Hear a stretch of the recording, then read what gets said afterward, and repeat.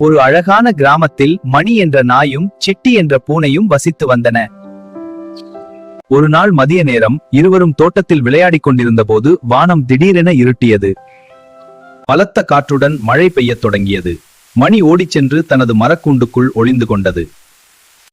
ஆனால் பாவம் சிட்டி பூனை, அது மழையில் நனைந்து நடுங்கிக் கொண்டிருந்தது.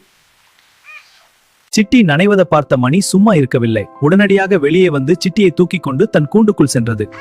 சிட்டியின் உடல் நடுக்கம் குறை தன்னிடமிருந்த ஒரு கிண்ணம் பாலையும் சிட்டிக்கு கொடுத்தது.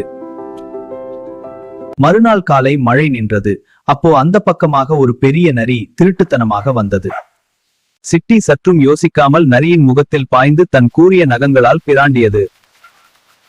நரி வலியால் அலறிக்கொண்டு ஓடிப்போனது. சத்தம் கேட்டு விழித்த மணி, சிட்டி தன்னை எப்படி காப்பாற்றியது என்பதை உணர்ந்து நெகிழ்ந்து போனது. மணி அப்போது ஆழ்ந்த உறக்கத்தில் இருந்தது. நரி மணியை தாக்க தயாரான போது சிட்டி அதை பார்த்து விட்டது.